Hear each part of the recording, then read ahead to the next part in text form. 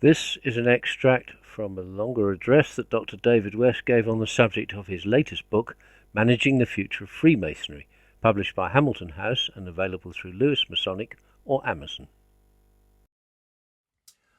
While researching this book, I received a letter from British Columbia. My correspondent wrote, "Last night my lodge in Vancouver had a short memorial service with 3 of our members in the armed services. In total, we had about 10 members and 2 visitors present. We carried out the customary business, followed by our annual installation of officers, but we had no one willing to accept the office as deacons or stewards. The new director of ceremonies was absent due to illness. Our Grand Lodge has provided an optional short form for this sort of thing, and we used it. Less than an hour knock to knocks. A few years ago we consolidated with another lodge and had about 100 members. We're now down to 32. I am 81 years old, chaplain in one lodge, tiler in another, and junior warden of a third, which is going dark in a few days. This is a sad but not unusual picture for Vancouver. Ballooning population and shrinking membership in Freemasonry, concordant bodies and everything else. Service clubs, lawn bowling, churches, legion. No one can make any sense of it. The problem of Freemasonry is a global one, and we must make sense of it. Awareness of social change is vital to our survival. In the 19th century, Freemasonry almost died as a result of the absence of leadership during the massive social change of the Industrial Revolution.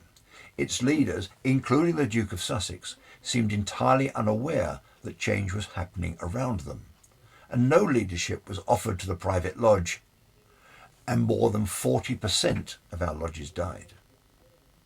Our survival was entirely serendipitous, entirely due to the unforeseen rise of the middle class. And that middle class was then the source of our candidates for the next 100 years. But in the 1950s, things changed again, and that was when our current decline commenced. That change is still going on. The conditions and social changes of the early 19th century have clear parallels with today, and this should make us uncomfortably aware that the changes happening now can end our order just as it nearly did back then. Unless we learn from what happened before and understand what is happening today, we will go on trying to recruit from that middle class, which has now died out. Assuming nothing has changed will be the end of us. My optimism is based on the fact that a new, if very different audience of Freemasonry does exist, but to reach it requires that we do make changes. The idea of a career has disappeared. There's now little job security, and the earnings-related pension has gone.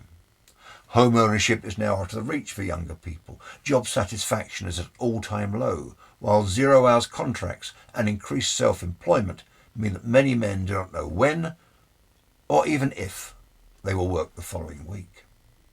Respect for senior management is also at an all-time low. Less than a third of UK managers trust senior management, and some 80% of middle managers have experienced redundancy. And we live in an amoral society. I use the word amoral as opposed to immoral. Our society does not so much transgress moral laws as find it difficult to agree on any. The loss of religious belief and the rise of individualism have left a vacuum where the moral life used to be. If morality is to be preserved, it can only be within a community of people of common mind who agree on specific ideals and who work together in fraternity and concord. Members will support each other in their attention to live the moral life, just as Alcoholics Anonymous members help each other remain sober. That community can really only be us, and so we must not be just a fraternity, but a moral fraternity offering a sense of meaning to life. The new audience that I refer to is searching for the meaning and values that we can offer, but to respond to that audience, we must articulate our values more clearly. We spend too much time saying what we are not, that we are not a religion, that we do not offer a path to salvation, that we make no political statements. Such PR language seeks to persuade the public to believe that Freemasonry is not really important, not really serious, nothing to worry about, just a hobby, as if we roll up our trouser legs for a laugh. This will not attract men looking for values and meaning. We need a clear trumpet call which says what Freemasonry is and shows the public and the rank and file Mason what we stand for. Given a clear statement, the public can agree or disagree with us, but at least they will not rely on gossip, rumour or slander for information. Only by focusing on the meaning of Freemasonry can we bring about a reverse in the trend of membership.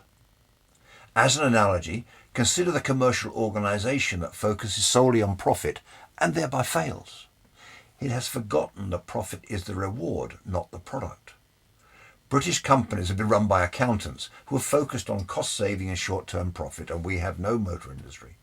German management has focused on engineering, and their companies are industry leaders. Freemasonry is not a company, but it is an organisation that needs to make change. We need to accept that engaged brethren are far more likely to support change. Good decisions are rarely a matter of genius and inspiration. They are more commonly the result of people committed to making them work.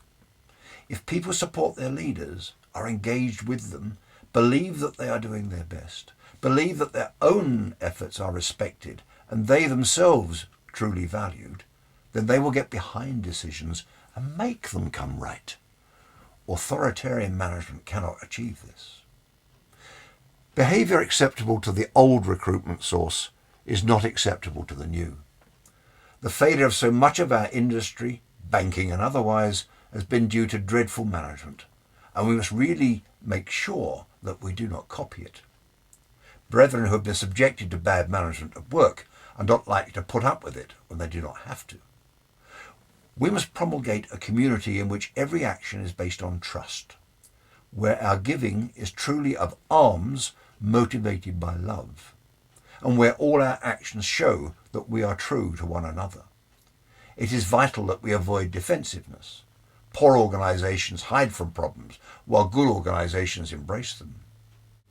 In our lodges, knowledge and skill exists in such areas as organisational development, change management, information technology, management development, and so on, with no necessary correlation between rank and knowledge. We must use that knowledge. Involvement is brotherly love, but harnessing the imagination and spirit and intelligence of all our brethren is not just a matter of brotherly love, it is also good management. Many problems persist in organisations because people are not willing to tell the emperor he is wearing no clothes. Our aims can only be achieved with exemplary values, a culture of honesty and openness, an orientation towards achievement, and a sense of ownership among all brethren. We need shared values, maximum trust, and minimal controls. We need leadership that can capture hearts and minds and instill the need for change. This demands management by walking around in ordinary and private lodges, as well as grand ones. Such leadership was not available in the 19th century, but we cannot rely on serendipity again. In the book, I argue that Freemasonry is a moral practice. We enable good men to live respected and die regretted. There are periodic intervals in human experience when the moral life comes under attack. Now is such a time, and we must respond. We will become a reservoir of social capital, enabling society to preserve the virtue of trust. We will provide a bastion for the virtues in an amoral world, maintaining a community in which the moral life is lived. In choosing to become a Freemason, a man accepts an obligation to live according to the virtues of the order. Such a choice cannot be made lightly. There is no sense in which a man can say, I want to be a Freemason, but not a good one. To be a Freemason is to exhibit specific virtues. The most important of these are the three grand principles: brotherly love, relief, and truth, and the four cardinal virtues: prudence, fortitude, temperance, and justice. And these are not empty words. This has been an extract from an address given by Dr. David West on the subject of his latest book, Managing the Future of Freemasonry, a book that has been described as a candle in the dark. I urge you to read it. It is published by Hamilton House and available through Lewis Masonic and Amazon.